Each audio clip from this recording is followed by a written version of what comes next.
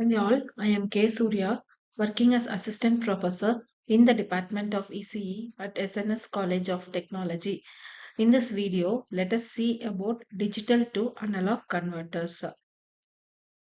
Digital to analog converter is an electronic device which receives the digital data, which is in the form of binary numbers, converts it into an analog signal.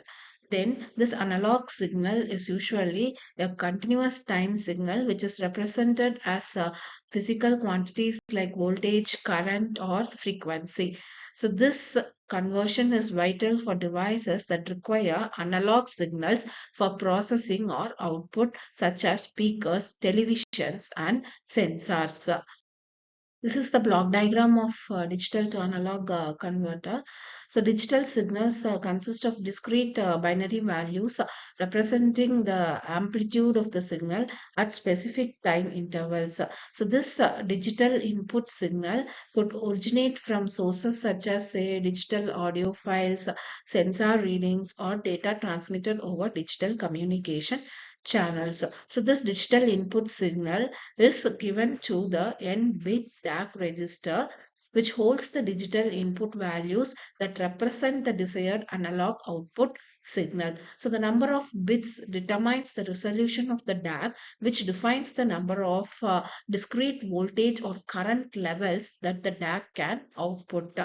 So the output of this n-bit DAC register is given to the voltage switching network, where the digital input value stored in the DAC register controls the switches that connect or disconnect the voltage sources to the output circuit. So each digital value corresponds to a specific voltage level, and the switching mechanism selects the appropriate voltage sources to generate the desired analog output voltage.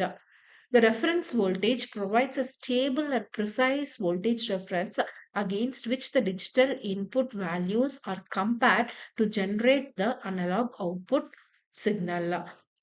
The next one is the resistive summing circuit, which combines the voltages generated by the voltage switching mechanism according to the digital input values stored in the DAC register.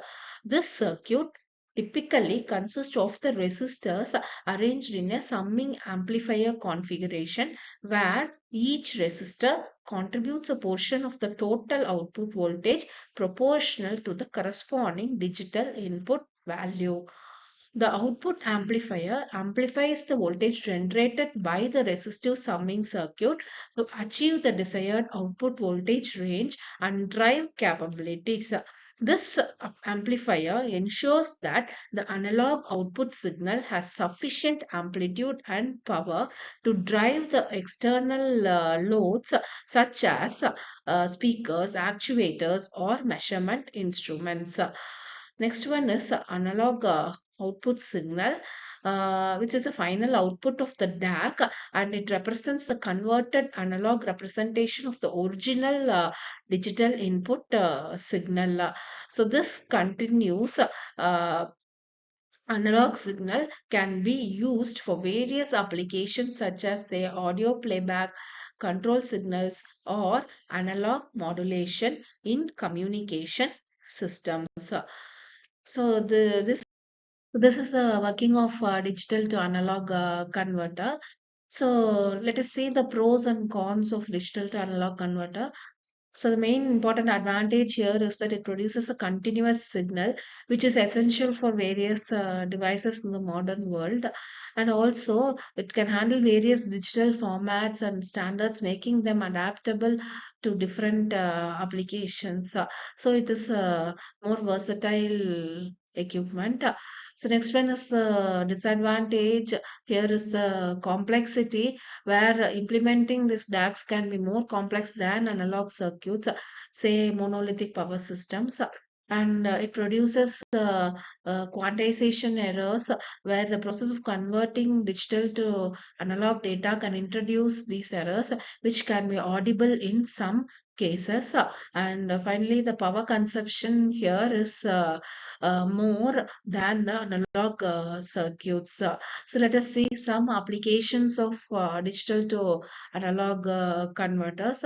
So it's used in devices such as smartphones, computers, and audio players to convert digital audio signals into analog signals that can drive the speakers or headphones. So it's used in audio equipments and in video devices. DACs are also integral to these video devices where they convert the digital video signals into analog formats for display on monitors and televisions. In telecommunications, they are employed to convert the digital data into the analog signals for transmission over various media. So, this is particularly important in modems and other communication devices that need to interface with the analog systems. In instrumentation, DACs are used to control and monitor the analog signals.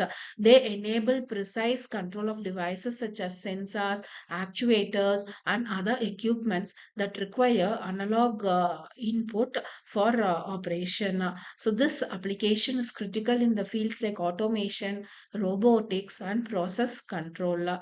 So, DACs are very much useful in medical devices for imaging and monitoring applications. For instance, in ultrasound machines, DACs convert digital signals into analog waves that create image of internal body structures. They are also used in devices that require precise signal generation for diagnostics and treatment. Uh, and it's used in control systems for converting the digital control signals into analog signals that can drive the motors, valves, and other actuators. And in gaming and virtual reality systems, they enhance the user experience by converting the digital audio and video signals into high quality analog outputs.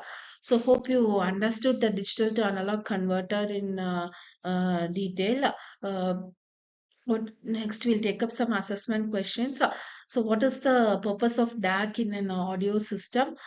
So, the answer is it's used to convert the digital signals into analog signals that can be reproduced through the speakers. Second one, what is the purpose of the reference voltage in DAC? Uh, so the answer is it's to provide a reference for the analog output. So what is the purpose of settling time in the DAC? The answer is the time taken for the analog output to settle to its final value. Thank you for watching this video.